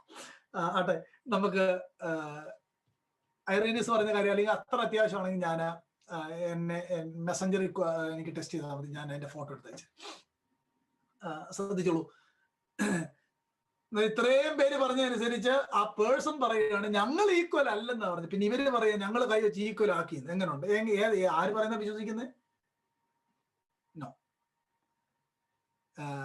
ഇതിനെക്കായിട്ട് എത്രയോ ഭേദമാണ് വല്ല കഥപുസ്തകം വായിച്ച് മനസ്സിലാക്കുന്നത് ഞാൻ ആലോചിച്ചിട്ടുണ്ട്. കാര്യം ഇത്രയും മണ്ടത്തരം എല്ലാം കൂടെ വിശ്വസിക്കുന്നത് എങ്ങനെ? ഈ അണമുറിയാത്ത കാര്യം പറയുമ്പോൾ രസമുണ്ട് കേട്ടോ. അന്ത്യോക്യയിലും റോമിലും മാത്രമേ ഉള്ളൂ ഇടമുറിയാത്ത, ബാക്കി എല്ലായിടത്തും മുറിഞ്ഞു പോയെന്ന് ഇവര് തന്നെ പറയുന്നത്. അതിനെക്കാട്ടും മറ്റൊരു രസം, കോപ്റ്റിക് അലക്സാണ്ട്രിയയിലെ Coptic church AD 43 John Mark സ്ഥാപിച്ചെന്ന് പറയുന്നത്. ജോൺ മാർക്ക്, ഞാൻ ഓർക്കുക, ജോൺ മാർക്ക് അന്നേരം ഇവിടെ എന്നാ പറയാ, ഈ വീട്ടിൽ നിന്ന് ഇറങ്ങാൻ മേലാത്ത പ്രായമായതേ ഉള്ളൂ ജോൺ മാർക്കിന്. AD 43 നിങ്ങൾക്ക് അറിയാമല്ലോ. ആദ്യത്തെ മിഷണറി യാത്രയിൽ പൗലോസിന്റെ കൂടെ പോയ കാര്യങ്ങളൊക്കെ അറിയാമല്ലോ. ആദ്യത്തെ മിഷണറി യാത്രയ്ക്ക് അന്ത്യോക്യയിലെ സഭ തുടങ്ങുന്നതിന് മുമ്പ് ജോൺ മാർക്ക് അവിടെ പോയി സഭ സ്ഥാപിച്ചെന്നൊക്കെയാണ് കഥ. ഇതൊക്കെ എങ്ങനെ വിശ്വസിക്കുന്ന? പറയുന്നതിനകത്ത് എന്തെങ്കിലും ഒരു ലോജിക്ക് വേണ്ടേ? ആട്ടെ, നമുക്ക് അന്നേരം ഒരു കാര്യം പിടിയിട്ടില്ലോ. ഒന്ന് പറഞ്ഞു നോക്കിയേ. Clement, Ignatius, Justin Martyr, Papias, Polycarp, Irenaeus, ഇവര് തന്നെ പറയുകയാണ് we are not equal with apostles. അവർ writings are not equal with apostles. They are from God. They are handed down the scripture which they received from the Lord Jesus Christ. Clear ആയോ എല്ലാവർക്കും? ഇതൊക്കെ ഒന്ന് മനസ്സിലാക്കുമായിരുന്നെങ്കിൽ ആരെങ്കിലും കർത്താവിനെ വിട്ട് പോവായിരുന്നോ? ആരെങ്കിലും പോയി പിതാവേ എന്ന് വിളിക്കുമായിരുന്നോ? നിങ്ങൾ പറഞ്ഞു ഈ പിതാവേ എന്ന് വിളിക്കുന്നത് മാമോദീസായാലാണ് ഞങ്ങളെ വീണ്ടും ജനിപ്പിച്ചത് ഈ അച്ഛനാണെന്നും പറഞ്ഞാണ് ഈ പിതാവെ വിളിക്കുന്നത്. വേദപുസ്തകം ഒരിക്കലെങ്കിലും വായിച്ചിട്ടുള്ളവർക്കറിയാം മാമോദീസായാലല്ല വീണ്ടും ജന്മം നടക്കുന്നതെന്നുള്ള കാര്യം അറിയാമല്ലോ. അതുകൊണ്ട് ഞാൻ അങ്ങോട്ടും പോകുന്നില്ല. ഈ അങ്ങനെ മാമോദീസായാലാ വീണ്ടും ജന്മം നടക്കുന്നത്, ഈ കുർബാനയാലാണ് നിത്യജീവൻ ഉണ്ടാകുന്നതെന്നൊക്കെ പഠിപ്പിച്ചാൽ ഉണ്ടാകുന്ന ഏറ്റവും വലിയ അപകടം എന്നാന്ന് അറിയാമോ? ബൈ വർക്ക് സാൽവേഷൻ എന്നുള്ള റോമൻ കാത്തലിക്കിന്റെ കൾട്ടാണ്. കൃപയാൽ വിശ്വാസം മൂലം രക്ഷ. ഒരു പ്രവൃത്തിയും കാരണമല്ല. സ്നാനപ്പെട്ടതുകൊണ്ടോ കർത്തൃമേശ എടുത്തതുകൊണ്ടോ അല്ല നിത്യജീവൻ. By grace alone, through faith. ഞങ്ങള് ഡിസ്കസ് ചെയ്ത വിഷയമാണ് യോഹന്നാന്റെ സുവിശേഷം 6-ാം അധ്യായത്തിനകത്തുനിന്ന് എന്നെ തിന്നുന്നവന് എൻ മൂലം ജീവിക്കും. ആ വാക്യം എടുത്തിട്ടാണ് കുർബാന നടത്തുന്നത്. നമ്മുടെ ഇടയിലും ജോൺ 6 വായിക്കുന്നവരുണ്ട്. നിർത്തിയേക്കണം കേട്ടോ. That is not talking about Lord's supper, not talking about breaking of the bread. അത് വിശദമായ പഠനം ഞങ്ങളുടെയൊക്കെ ഡിസ്കഷനിൽ കാണും. നിങ്ങൾ അത് കേട്ട് പഠിച്ചാൽ മതി. ദയവായിട്ട് അത് ഉപയോഗിക്കരുത്. അത് വായിച്ചോളൂ, പ്രബോധിപ്പിച്ചോളൂ. അത് കർത്താവിന്റെ മേശയെപ്പറ്റി പറയുന്ന കാര്യമല്ല. അത് കർത്താവിന്റെ മേശയെ പറ്റി പറയുന്നതാണെന്ന് പറഞ്ഞാൽ ഏറ്റവും വലിയ പ്രശ്നം ക്രിസ്ത്യാനിറ്റിയുടെ അടിസ്ഥാന ഡോക്ടറിനെതിരാണ്. അഥവാ തിരുവത്താഴത്താലാണ് വീണ്ടും ജനനം സംഭവിക്കുന്നതെന്ന് പറഞ്ഞാൽ, ഹോളി മാസിനാലാണ് വീണ്ടും ജനനം അല്ലെങ്കിൽ ജീവൻ ഉണ്ടാകുന്നതെന്ന് പറഞ്ഞാൽ, ബൈബിള് പറയുന്നത് വിശ്വാസത്താലുള്ള നീതീകരണമാണ്. വേദപുസ്തകത്തിന്റെ അടിസ്ഥാന പഠിപ്പിക്കുന്നതെതിരാണ്. നമ്മുടെ മനസ്സിൽ ആ കാര്യം എപ്പോഴും ഉണ്ടായിക്കണം. ഞാന് ഈ കാര്യങ്ങളൊക്കെ പലരോടും ചോദിച്ചിട്ട് അവരാരും പിന്നെ ആ വഴിക്ക് വന്നില്ല എന്ന് നമ്മൾ പറയല്ലേ. അത് ഈ കാര്യം നമ്മുടെ മനസ്സിലുണ്ടായിരിക്കണം. അടുത്തൊരു പ്രധാനപ്പെട്ട കാര്യം, ഇവര് ഈ അപ്പോസ്തലന്മാരുടെ അവര് തന്നെ പറഞ്ഞു ഞങ്ങൾ ഈക്വൽ അല്ല. ഇനി ഇവരുടെ എഴുത്തിനെ പറ്റി നമുക്ക് നോക്കാം. ഇവരുടെ എഴുത്തിനെ പറ്റി എല്ലാം പറയാൻ സമയമില്ല. ഞാൻ ഈ പറയാത്ത ആളുകളുടെ എഴുത്തിനെ പറ്റി പറയാം. ഡയോനീഷ്യസ്, അതിന്റെ മലയാളമാണ്. ഇപ്പം ഡയോനീഷ്യസ് എന്ന് പറഞ്ഞ ഒത്തിരി തിരുമേനിമാരുടെ പേരൊക്കെ നിങ്ങൾ കേട്ടിട്ടുണ്ട്. അതിന് ഇംഗ്ലീഷ് DIONYSIUS, ഡൈനീഷ്യസ്, ഡയോനീഷ്യസ്, DIONYSIUS. ഇതെല്ലാം ഗ്രീക്ക് നെയിം ആയതുകൊണ്ടാകട്ടെ നമുക്ക് ബുദ്ധിമുട്ട് പറയാൻ. ഓസ്, എറ്റ്, ഇതെല്ലാം ഗ്രീക്കാണ്. അദ്ദേഹം പറഞ്ഞൊരു കാര്യമുണ്ട്. തൻ്റെ എഴുത്തുകളും അപ്പോസ്തലന്മാരുടെ എഴുത്തുകളെ അദ്ദേഹം വിളിച്ചേക്കുന്നത് സ്ക്രിപ്ചേഴ്സ് ഓഫ് ദ ലോർഡ് എന്നാണ് വിളിച്ചേക്കുന്നത്. Scriptures of the Lord. തൻ്റെ എഴുത്തുകളെ അദ്ദേഹം വിളിച്ചേക്കുന്നത്, ഞാൻ പലപ്പോഴും എഴുതിയിട്ടുണ്ട്, ഞാൻ എഴുതിയേക്കുന്നതെല്ലാം എന്നോട് ക്രിസ്ത്യൻസ് പറഞ്ഞ് എഴുതി തരണം എന്ന് പറഞ്ഞപ്പോഴാണ് ഞാൻ എഴുതിയേക്കുന്നത്. മൈ ലെറ്റർ ആർ ഇൻഫീരിയർ എന്നാണ് പറഞ്ഞത്. My letters R inferior. അത് വിശദമായിട്ട് പറയേണ്ടതാണ്. കുറച്ചേറെ കാര്യങ്ങളുണ്ട് അതിനകത്ത്.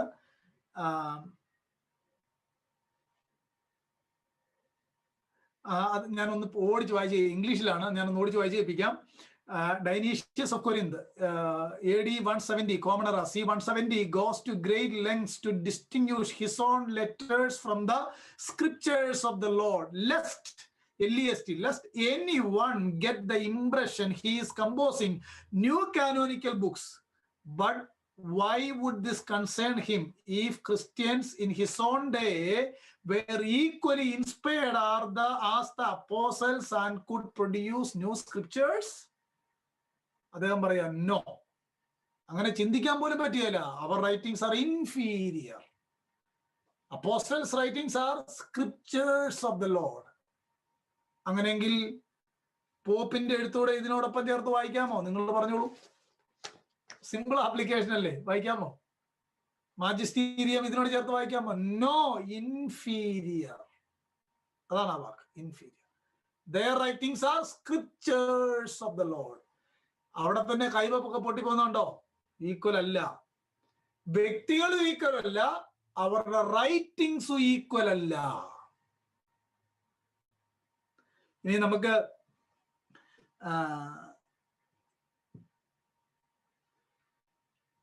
കഴിഞ്ഞ ക്ലാസ്സിൽ ഞാൻ പറഞ്ഞില്ലായിരുന്നു, ഒരു ആന്റി മൊണ്ടേനിയസ്, ഇതിനെതിരെ ആന്റി മൊണ്ടാനിസ്റ്റ്. ഇടയ്ക്കിടയ്ക്ക് ഞാൻ പറയത്തില്ലേ, എൻ്റെ ഒരു ഫേവറേറ്റ് ആളാണ് ആന്റി മൊണ്ടാനിസ്റ്റ്. അദ്ദേഹത്തിന്റെ പേരില്ല കേട്ടോ, ചരിത്രത്തിൽ അദ്ദേഹത്തിന്റെ പേരില്ല. അദ്ദേഹം ഇച്ചിരി ഭയമൊക്കെ ഉള്ള ആളായിരുന്നു എന്നാ പറയുന്നത്.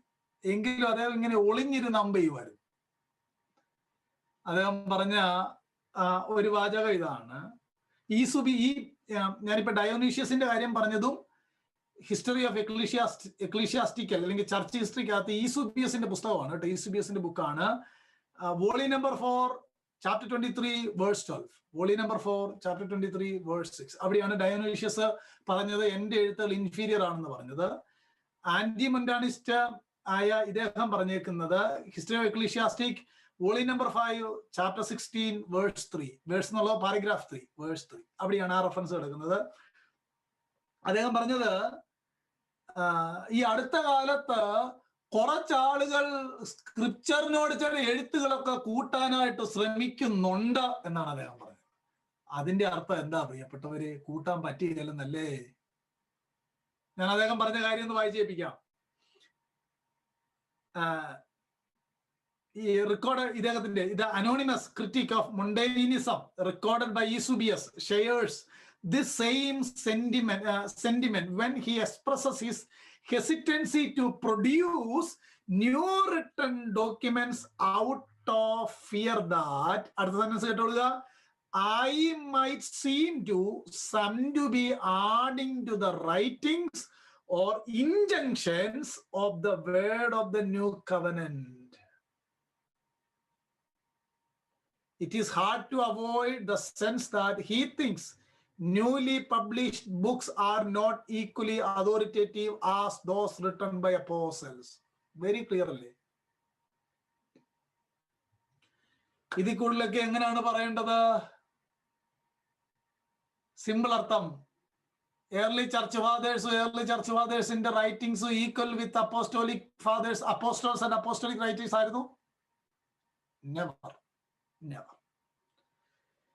ഇനിയും ഇതിനകത്തൊരു പ്രശ്നമുള്ളത്, ഇപ്പൊ ക്ലെമന്റ് എഴുതിയപ്പോൾ ഞാൻ ഹോളി സ്പിരിറ്റിനാലാണ് എഴുതുന്നതെന്ന് പറഞ്ഞിട്ടുണ്ട്, ഞാൻ ആത്മനിയോഗിതനായിട്ടാണ് എഴുതുന്നത് പറഞ്ഞിട്ടുണ്ട്. പക്ഷെ അങ്ങനെ പറയുമ്പോഴും നമ്മൾ അതിന്റെ വൈഡർ കോണ്ടെക്സ്റ്റിൽ എടുത്തിട്ട് എല്ലാം കൂടെ കമ്പയർ ചെയ്യുമ്പോഴും പൗലോസ് ആത്മാവിൽ എഴുതിയ ആ ഈക്വാളിറ്റിയിലല്ല ക്ലെമന്റ് എഴുതിയതെന്ന് തന്റെ ടോട്ടൽ റൈറ്റിംഗ്സിൽ നിന്ന് മനസ്സിലാക്കാം.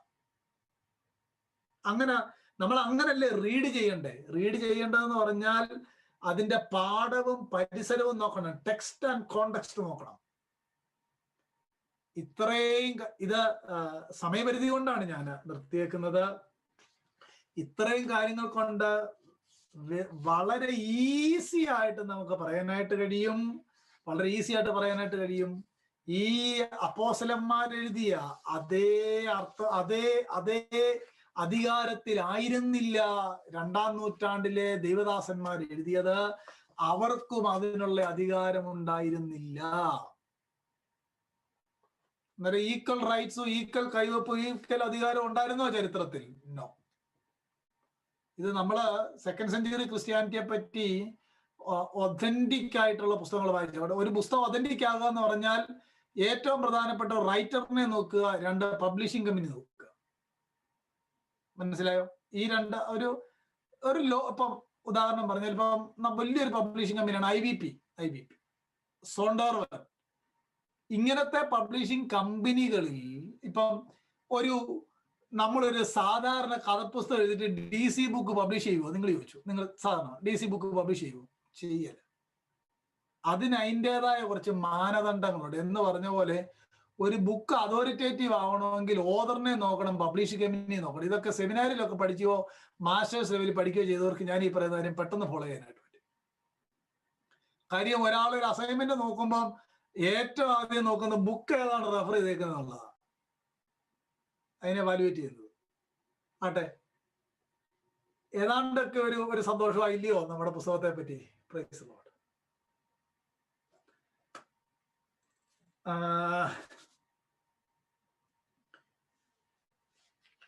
ഇനിയും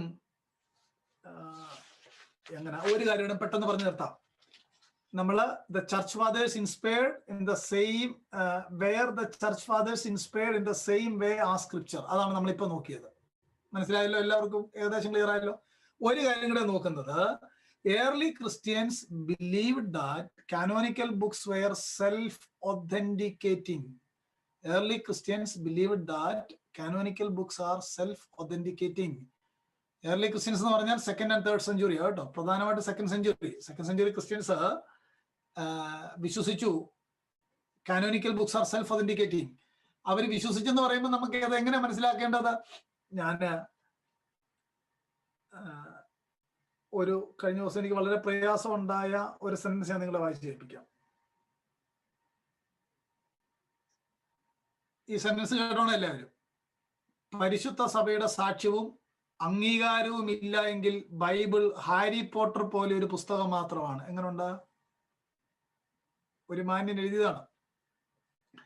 യേശുക്രിസ്തുവിൽ ഞാൻ വിശ്വസിക്കുന്നത് സ്വയമേ യാതൊരു ആധികാരികത ഇല്ലാത്തൊരു പുസ്തകത്തിൽ അങ്ങനെ പറഞ്ഞിരിക്കുന്ന കൊണ്ടല്ല, പിന്നെയോ തങ്ങളുടെ രക്തം കൊണ്ട് ഈ സത്യത്തിന് സാക്ഷി നിന്ന ലക്ഷക്കണക്കിന് വിശുദ്ധന്മാർ ഇക്കാലം തുടങ്ങി 1-ാം നൂറ്റാണ്ട് വരെ അണമുറിയാത്ത ശൃംഖലയായി കിടക്കുന്ന പരിശുദ്ധ സഭ പറയുന്നത് കൊണ്ടാണ്. സഭയെ കൂടാതെയുള്ള ബൈബിളിന്റെ സാക്ഷ്യം വിശ്വസനീയമേ അല്ല. ഇങ്ങനെ ഒരു ചോദ്യം വന്നാൽ നമ്മളിപ്പോ പഠിച്ച അടിസ്ഥാനത്തിൽ ആൻസർ ചെയ്യാനായിട്ട് പറ്റുമോ? പറ്റണം. ന്യായമായി നമ്മുടെ വിശ്വാസത്തെ പറ്റി ചോദിക്കുന്നവർക്ക് സൗമ്യതയും ശാന്തതയും ഉണ്ട്. ഈ ഉത്തരം അറിയാൻ മേലാത്തവരെ ചൂടാകുന്നത് അതറിയാമോ? ഉത്തരം അറിയാമെങ്കിൽ എന്തിനാ ചൂടാകുന്നത്? ശാന്തമായിട്ട് പറഞ്ഞാൽ പോലെ. എന്റെ ഹൃദയത്തെ ഒത്തിരി ബ്രേക്ക് ചെയ്ത ഒരു സെന്റൻസ് ആണ് ഞാൻ നിങ്ങളെ വായിച്ചു കേൾപ്പിച്ചത്. അത് നിങ്ങളെ വായിച്ചു കേൾപ്പിച്ചതിൽ ഞാൻ നിങ്ങളോട് ക്ഷമ ചോദിക്കാം. സ്ക്രിപ്ചർ സെൽഫ് ഒതന്റിക്കേറ്റഡ് ആണ്. സഭയുടെ സാക്ഷ്യത്താൽ ഒതന്റിക്കേറ്റഡ് ആയതല്ല. സഭയുടെ സാക്ഷ്യം എന്നായിരുന്നു അറിയാമോ? സ്ക്രിപ്ചർ സെൽഫ് ഒതന്റിക്കേറ്റഡ് ആണെന്നാണ് സാക്ഷ്യം പറഞ്ഞത്. പിടികിട്ടിയെന്ന് പറഞ്ഞ കാര്യം, സഭയുടെ സാക്ഷ്യത്താൽ സെൽഫ് ഒതന്റിക്കേറ്റഡ് ആയതല്ല, സെൽഫ് ഒതന്റിക്കേറ്റഡ് ആണെന്ന് ഏർലി ചർച്ച് സാക്ഷ്യം പറഞ്ഞു. അതാണ് നമ്മൾ നോക്കാനായിട്ട് പോകുന്നത്. Early Christians believed that canonical books were self authenticating. 10:30 കഴിഞ്ഞ 5 മിനിറ്റ് കൂടെ പൊക്കോട്ടെ, കുഴപ്പമുണ്ടോ? 5 മിനിറ്റ്സ് കൂടെ കുഴപ്പമില്ലല്ലോ? സോറി. ഓക്കെ, പെട്ടെന്ന് പറഞ്ഞു വിടാം. നമുക്ക് 3-4 ദൈവദാസന്മാരെ എടുക്കാം. 2-3 നൂറ്റാണ്ടിലെ 2-3 ദൈവദാസന്മാരുടെ ചരിത്രം നോക്കാം. അവരുടെ വാക്കുകൾ നോക്കിയാൽ അറിയാം അവരുടെ സാക്ഷ്യത്താൽ ഒതന്റിക്കേറ്റഡ് ആയിരുന്നു. അവരെ ഒതന്റിക്കേറ്റഡ് ആണെന്ന് സാക്ഷ്യം പറയുകയായിരുന്നു. അനുഗ്രഹിക്കപ്പെട്ടൊരു വാക്യം, യോഹന്നാൻ 10, John 10:27, my sheep here my voice and I know them and they follow me. ഇത് തന്നെയാണ് സെൽഫ് ഒതന്റിക്കേറ്റഡ് എന്ന് പറഞ്ഞത്. എന്റെ ആടുകൾ എന്റെ ശബ്ദം കേൾക്കുന്നു. That is self authentication means. കേട്ടോളൂ, ഒറിഗന്റെ ഒരു കോട്ട് ഞാൻ വായിച്ചു കേൾപ്പി. ഒറിഗൺ ഇപ്പൊ നമ്മളിപ്പോ ബന്ധുസാരെ നമുക്കിപ്പോ ഒറിഗണും തെർത്തുലിനും ഒക്കെ ഭയങ്കര ഫേമസ്, ഭയങ്കര ഇന്റിമേറ്റ് ആൾക്കാരായില്ലയോ? ഇത്രയും കാലം നമുക്ക് ബുദ്ധിമുട്ടായിരുന്നു ആ പേരൊക്കെ കേൾക്കാൻ. ഒരു ബുദ്ധിമുട്ടും ഇല്ല. ഈ പടിഞ്ഞാറുള്ളവരെ അവരും എടുത്ത് കിഴക്കുള്ളവരെ ഇവരും എടുത്തുകൊണ്ട് സംഭവിച്ചൊരു ബുദ്ധിമുട്ടാണ്. എന്ന് ഇവരാരും ആരുടേതും അല്ല. ഒറിഗന്റെ ഒരു കോട്ട് ഞാൻ വായിച്ചേൽപ്പിക്കാം. If anyone ponders, P-O-N-D-E-R-S, if anyone ponders over the prophetic sayings, ശ്രദ്ധിച്ചോണം, it is certain that in the very act of reading and diligently studying them, his mind and feeling will be touched by the divine breath, and he will recognize the word he is reading are not utterances of man but the language of God. ഒരിക്കൽ പറഞ്ഞാണ് സ്ക്രിപ്ചറിനെ പറ്റി. ആ സെന്റൻസിൽ നിന്ന് തന്നെ ഒരുവൻ ദൈവവചനം വായിക്കുകയും ധ്യാനിക്കുകയും പഠിക്കുകയും ചെയ്യുമ്പോൾ നിശ്ചയമായിട്ടും അത് അവനോട് സംസാരിക്കും, അതവനെ ദൈവിക ബ്രീത്ത് പോലെ സ്പർശിക്കും. അവന് അതിൽ നിന്ന് ഇത് മനുഷ്യന്റെ വാക്കുകളല്ല, ദൈവവചനമാണെന്ന് മനസ്സിലാവും. Early church, they believed that canonical books are self-authenticating. വായിക്കുന്നവന്, പഠിക്കുന്നവന്, ധ്യാനിക്കുന്നവനോട് ഈ പുസ്തകം സംസാരിക്കും, ഈ പുസ്തകം അവനെ സ്പർശിക്കും. ഈ പുസ്തകം സംസാരിക്കുമ്പോൾ അവൻ അറിയാം, this is not the utterances of men but the language of God. Praise the Lord. ഒറിഗന്റെ സ്റ്റേറ്റ്മെന്റ് ആണ്. ഞങ്ങളുടെ പരിശുദ്ധ സഭയുടെ സാക്ഷിയല്ല കേട്ടോ, ഒറിഗൻ പറഞ്ഞ കാര്യമാണ്. റഫറൻസ് ഒറിഗന്റെ പുസ്തകത്തിനകത്ത് തന്നെയാണ്. 4:1-6. ഞാനത് വേണമെങ്കിൽ പിന്നാലെ റെഫറൻസ് തരാം. വോളിയം നമ്പർ 4 chapter 1:6 അത് കിടക്കുന്നത്.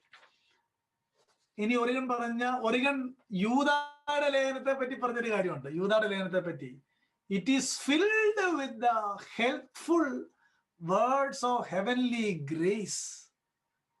ചുമ്മാ ഒന്ന് നോട്ട് ചെയ്തു. It is filled with the helpful words of heavenly grace. യൂദായുടെ ലേഖനത്തെ പറ്റി പറഞ്ഞ വാക്യാണ്. യൂദായുടെ ലേഖനത്തെ പറ്റി അദ്ദേഹം പറഞ്ഞൊരു ഒരു എന്താ പറയാ, ഒരു റിവ്യൂ ആണ് ആ സെൻസ്. സുവിശേഷത്തെ പറ്റി അദ്ദേഹം പറഞ്ഞു കേൾക്കണം. ഗോസ്പൽസിനെ പറ്റി truly venerable and divine contents. ഗോസ്പൽസിനെ പറ്റി പറഞ്ഞ gospels truly venerable and divine contents. Book of ഹീബ്രൂസിനെ പറ്റി അദ്ദേഹം പറഞ്ഞു കേൾക്കണം. ഒറിഗനോട് ചോദിച്ചു, എബ്രായ ലേഖനം ആരാ എഴുതിയെന്ന്? ഒറിഗൻ പറഞ്ഞ ഉത്തരം എന്നാന്നറിയാമോ? Only God nose. എബ്രായ ലേഖനം ആരാ എഴുതിയെന്ന് ഒറിഗനോട് ചോദിച്ചു, ഒറിഗൻ പറഞ്ഞു ഓൺലി ഗോഡ് നോസ്. ആ ദേവദാസൻ എബ്രായ ലേഖനത്തെ പറ്റി പറഞ്ഞ വാചകം എന്നാന്നറിയാമോ? The ideas of the epistle are magnificent. The ideas of the epistles are magnificent. The ideas of the epistles are magnificent. Oh, self-authenticated scripture ആണെന്ന് ടെസ്റ്റിമണി പറയുകയാണ് അവർ. ഇനിയും ടാറ്റിയാൻ ഒരു ചർച്ച് ഫാദറുണ്ട്, TATIAN, ടാറ്റിയാൻ. 2nd century ടാറ്റിയാൻ. അദ്ദേഹം പറഞ്ഞ പെട്ടെന്ന് വായിച്ചേൽപ്പിക്കാം. ടാറ്റിയാൻ is very clear about the role of the internal qualities of these books. New ടെസ്റ്റ്മെന്റിനെ പറ്റി പറഞ്ഞേക്കാണ്. He is very clear about. He was very sure. എന്നിട്ട് അദ്ദേഹം പറഞ്ഞ കാര്യമാണ്, I was led to put faith in these scriptures. I was led to put faith in these scriptures by the unpretending cast of the language, the inartificial character of the writers, the foreknowledge displayed of future events, the excellent quality of the precepts. 2ാം നൂറ്റാണ്ടിൽ ജീവിച്ചിരുന്ന ദേവദാസൻ പറയുകയാണ്, I was led to put faith in this. ഞാൻ എന്തുകൊണ്ടാണ് ഇതിൽ വിശ്വസിക്കുന്നത്? ഒന്ന്, unpretending cast of the language. 2, inartificial character of the writers. Inartificial എന്ന് പറഞ്ഞാൽ ഗോസ്പൽസിനകത്ത് the inartificial character of the writers. വീണ്ടും പറഞ്ഞേക്കാണ്, the foreknowledge displayed of the future event. സ്ക്രിപ്ചറിന്റെ കാര്യം പറഞ്ഞേക്കുന്നേ. The excellence.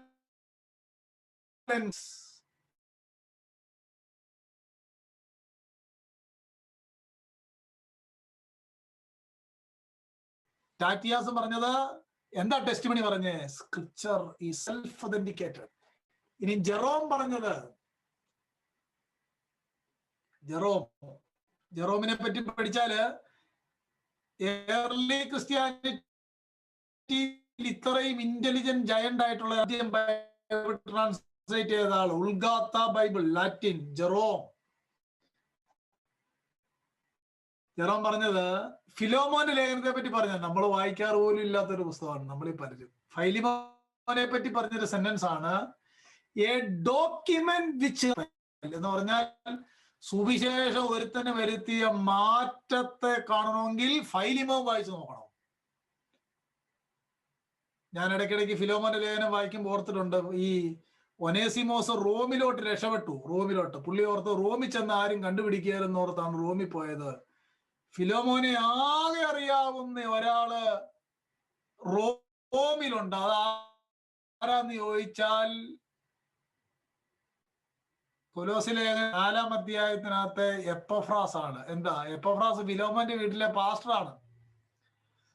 ഫിലോമോനെ എപ്പഫ്രാസിന് അറിയാം. ഫിലോമോന്റെ വീട്ടിൽ ജോലി ചെയ്ത ഒനേസിമോസ് എന്ന് പറയുന്ന അടിമയും എപ്പഫ്രാസിന് അറിയാം. എപ്പഫ്രാസ് ഒരിക്കലും റോമിൽ ചെല്ലുമെന്ന് എപ്പഫ്രാസ് ഓർത്തിരുന്നില്ല. ഒനേസിമോസ് ഓർത്തത് റോമിലോട്ട് രക്ഷപ്പെട്ടു പോയാൽ മഹാപട്ടണമല്ലേ, ആരും കണ്ടുപിടിക്കുകയെന്ന് ഓർത്താ പോയത്. വേണ്ട, എപ്പഫ്രാസ് റോമിൽ പൗലോസിനെ ശുശ്രൂഷിക്കാനായിട്ട് ചെല്ലുന്നു. ആരും കണ്ടുപിടിക്കാതിരിക്കാൻ മോഷ്ടിച്ചുകൊണ്ട് പോയ അടിമയായ ഒനേസിമോസ് റോമിലുണ്ട്. ഒരു ദിവസം ഈവനിങ്ങിൽ ഇവര് തമ്മിൽ കണ്ടുമുട്ടുന്നു. ഇത്രയും അത്ഭുതകരമായ ഒരു ചരിത്രം ഉണ്ടോ എന്നാണ് ഞാൻ ആ വിഷയം വായിക്കുമ്പോൾ ഓർക്കുന്നത്. ഒനേസിമോസിനെ ആകെ അറിയാവുന്ന ഒരാൾ റോമിലുണ്ടെങ്കിൽ അത് എപ്പഫ്രാസ് മാത്രമാണ്. സുവിശേഷത്തിന്റെ ശക്തി കണ്ടോ, ഇവരെ തമ്മിൽ ജനസാഗരമായ പട്ടണത്തിൽ കൂട്ടിമുട്ടിച്ചെന്നുള്ളതാണ്. ഇത് മനസ്സിലാക്കിയായിരിക്കണം ജെറോം പറഞ്ഞത് A document which has in it so much of beauty of the gospel which is the mark of the inspiration. ഏതാ? ആ ഫിലോമോന്റെ ലേഖനത്തിലെ സുവിശേഷത്തിന്റെ പ്രത്യേകത. എൻ്റെ ഒരു ഫേവറേറ്റ് എപ്പിസോഡാണ്. ആട്ടെ, അന്നേരം നോക്കിയേ, ഒറിഗൺ പറഞ്ഞത്, ടാറ്റിയൻ പറഞ്ഞത്, ജെറോം പറഞ്ഞത്. ഇനി ക്രിസോസ്റ്റം 3-ാം നൂറ്റാണ്ടിലെ ചർച്ച് ഫാദറാണ്. അദ്ദേഹം പറഞ്ഞത് ക്രിസോസ്റ്റം ഡിക്ലെയർസ്. നമുക്ക് ഈ ക്രിസോസ്റ്റം എന്നൊക്കെ കേൾക്കുമ്പോഴേ മറ്റു പലരും ഈ പേരിൽ അടിച്ചു മാറ്റിയേക്കുന്നതുകൊണ്ട് നമുക്കൊരു അലർജിയാണ്. അലർജിയുടെ ആവശ്യം ഇല്ലെന്നാണ് ഞാൻ പറയുന്നത്. പാരമ്പര്യം എന്ന് കേൾക്കുമ്പോൾ എന്തിനാ അലർജി? വേണ്ട, അത് റിട്ടൺ ഇൻസ്ട്രക്ഷൻ പറയുന്ന വാക്കാണ്. പാരമ്പര്യം ഇൻസ്ട്രക്ഷൻ പറയുന്ന വാക്കാണ്. ക്രിസോസ്റ്റം പറഞ്ഞത്, Chrysostom declares that the gospel of John, there is nothing counterfeit because the gospel is uttering a voice which is sweeter and more profitable than that of any harp of any music, something great and sublime. പ്രിയപ്പെട്ടവരെ, early Christians believed that canonical books are self-authenticating. Oregon പറഞ്ഞിട്ടുണ്ട്, ടാറ്റിയാൻ പറഞ്ഞിട്ടുണ്ട്, Jerome പറഞ്ഞിട്ടുണ്ട്, ക്രിസോസ്റ്റം പറഞ്ഞിട്ടുണ്ട്. ഇനി Clement of അലക്സാണ്ട്രിയയുടെ പറഞ്ഞിട്ട് ഞാനങ്ങ് നിർത്താം. ഇതൊന്നും പറഞ്ഞില്ല, ഞാൻ വായിച്ച് കേൾപ്പിക്കുകയായിരുന്നല്ലേ, പറയാൻ സമയമില്ല. പറയാൻ പോയി ഞങ്ങൾക്ക് വിരിച്ചു. അതാവൾ ക്ലെമന്റ് ഓഫ് അലക്സാണ്ട്രിയ പറഞ്ഞത്, അദ്ദേഹം മാത്യു 4:17 ഫിലിപ്പി ലേഖനം 4:5 കോട്ട് ചെയ്തിട്ട് ക്ലെമന്റ് ഓഫ് അലക്സാണ്ട്രിയ പറഞ്ഞു. Clement of Alexandria says that you can distinguish the words of men from the words of scripture because no one will be so impressed by the exhortation of any of the saints as he is by the words of the Lord himself. ഞങ്ങളുടെ പ്രബോധനത്താൽ ആരും impressed ആകുന്നില്ല. ഏത് വിധേന? ദൈവവചനത്തിന്റെ കേൾവിയിൽ ഉണ്ടാകുന്ന ആ impression പോലെ. പിടികിട്ടിയോ? We have sufficient testimony. സഭയുടെ സാക്ഷി, ഇനി സഭയുടെ സാക്ഷി ഇല്ലായിരുന്നെങ്കിൽ ഇത് ഹാരി പോട്ടറിന്റെ നാടകം പോലെ ആയിരുന്നോ? സഭയുടെ സാക്ഷ്യം ഇത് ഒതന്റിക്കേറ്റഡ് ആണെന്നുള്ള സാക്ഷ്യമാണ്. നമ്മൾ ഇന്ന് പ്രധാനമായിട്ടും ചിന്തിച്ച രണ്ട് കാര്യം ചർച്ച് ഫാദേഴ്സിന്റെ എഴുത്തുകൾ, ചർച്ച് ഫാദേഴ്സ് അപ്പോസ്തലന്മാരുടെ എഴുത്തുകളെ പോലെയോ അപ്പോസ്തലന്മാരെ പോലെയോ ആയിരുന്നില്ല എന്ന് അവരുടെ ടെസ്റ്റ് മണിയാണ്. രണ്ടാമത് നമ്മൾ പഠിച്ചത് മറ്റുള്ളവരുടെ സാക്ഷ്യത്താൽ ഒതന്റിക്കേറ്റഡ് ആയതല്ല, ഒതന്റിക്കേറ്റഡ് ആണെന്ന് they testified. Early Christians believed that canonical books are self-authenticated. Origen, Tatian, Chrysostom, Jerome, Clement of Alexandria. ടോട്ടലായിട്ട് എടുത്താൽ സെൽഫ് ഒതന്റിക്കേറ്റഡ് സ്ക്രിപ്ചർ, എൻ്റെ ആടുകൾ എൻ്റെ ശബ്ദം കേൾക്കുന്നു എന്ന് കർത്താവ് പറഞ്ഞ വാക്യം ഏറ്റവും ആപ്ലിക്കബിൾ. നമ്മുടെ കർത്താവിന്റെ തിരുനാമം എപ്പോഴും വാഴ്ത്തപ്പെടട്ടെ. ഈ അനുഗ്രഹിക്കപ്പെട്ട പുസ്തകം ഒരു കലർപ്പും ഇല്ലാതെ നമുക്ക് നൽകുവാൻ ദൈവത്തിന് പ്രസാദം തോന്നിയല്ലോ. Thank you Lord, thank you Jesus, thank you. നമ്മുടെ ജീവിതം മുഴുവൻ കർത്താവിന്റെ സന്നിധിയിൽ നന്ദിയുള്ളവരാകാം. സകല മഹത്വവും ത്രിയേക ദൈവത്തിന് അർപ്പിക്കാം. ദൈവതിരുനാമം വാഴ്ത്തപ്പെടട്ടെ. നാളെയും ഞാൻ അല്പകാര്യം എന്ന് പറയാം. കർത്താവിന്റെ നാമം വീണ്ടും വാഴ്ത്തപ്പെടട്ടെ. ആമേൻ. സ്തോത്രം.